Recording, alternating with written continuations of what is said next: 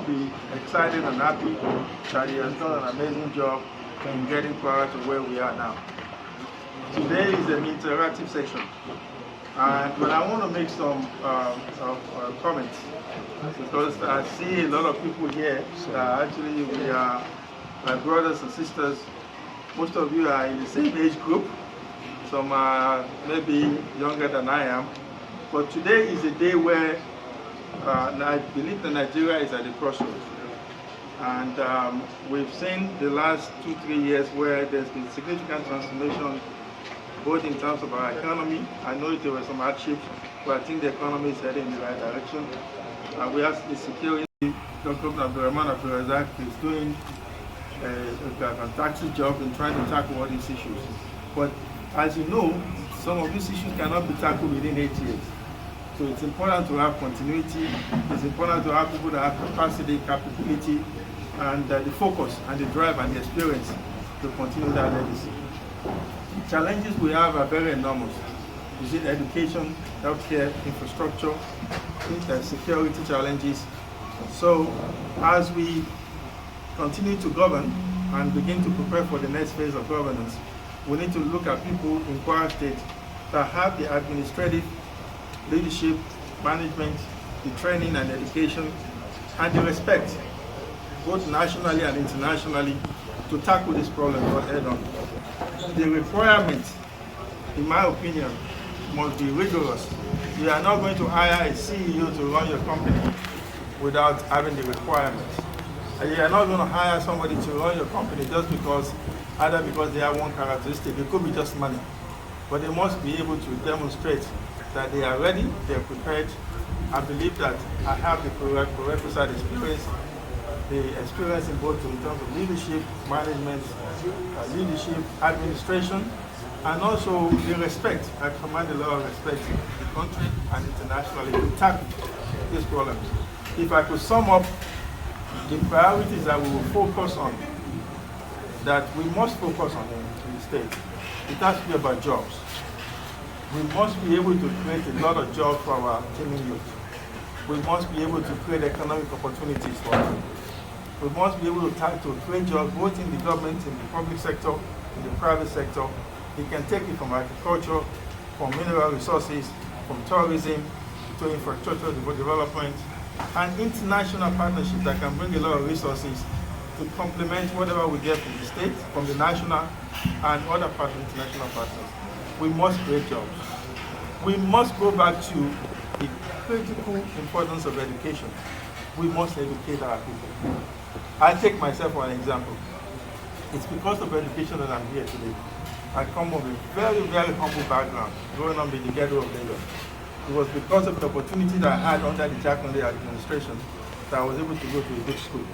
And it was because of good governance that I was able to get a scholarship to go to medical school abroad. And then now, a kid from the ghetto is now one of the most renowned neurosurgeons in the world. And I thank God for that opportunity. But today, we must recreate that opportunity. I dream of a Kwara where the child of a nobody can become somebody. Where the child of a nobody can become somebody.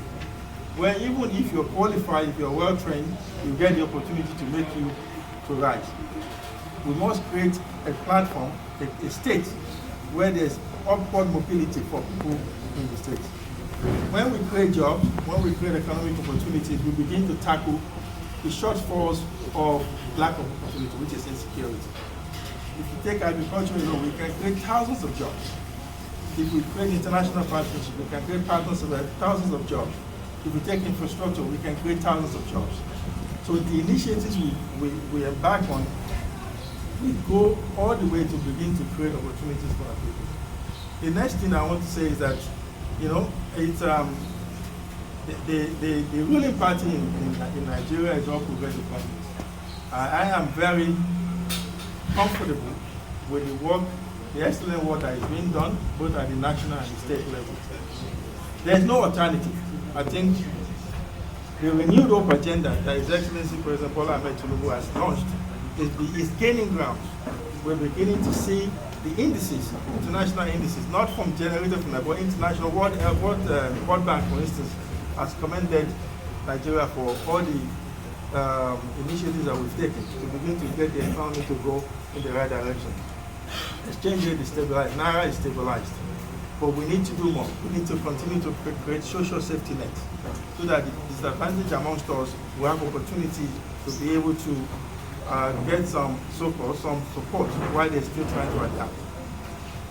The second thing is that the initiatives that have been taken in the educational sector, the student loan, for instance, we need to encourage our state, our youth, our students to tap into that.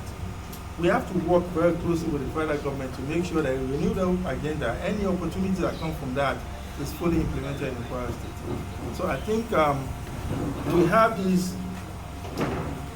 I think this is one of the main thing that we must demand of anybody that wants to take on the leadership of Kwara State. What do you want to do for the people? You can't just go around. I know politics costs money, but it's not just about money. It cannot be just about money. What are you going to do to tackle the issues that are really affecting our people? How are you going to create jobs? How are you going to solve the issue of insecurity?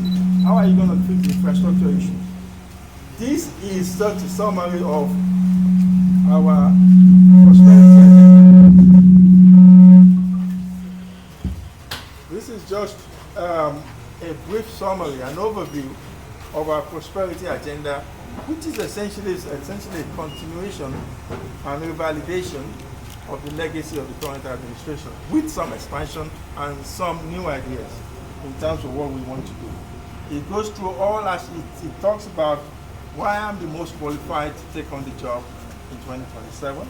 It also goes through all different aspects of the issues that I've just briefly addressed in terms of education, health. I would encourage you to look at it. I'm sure we're going to talk on the content of this book. But this is essentially saying I want to go into a pact with the Kwarans, that these are the things we are going to focus on to make sure we move Kwara to the next level. So I'm sure we'll have some back and forth on this. I can expatiate. Obviously, this is not a roadmap. This is an overview. Behind each of these things that we've listed here, there's the entire team that will eventually walk into the roadmap and the details. And your feedback will be taken to make sure we're not just dumping things on you. It will be something that you know is implementable in Kwara State. Maybe again, I'll end on the way I started. So wish you, all of you, happy Ramadan, happy Lent, and to say that I'm always excited to meet the media.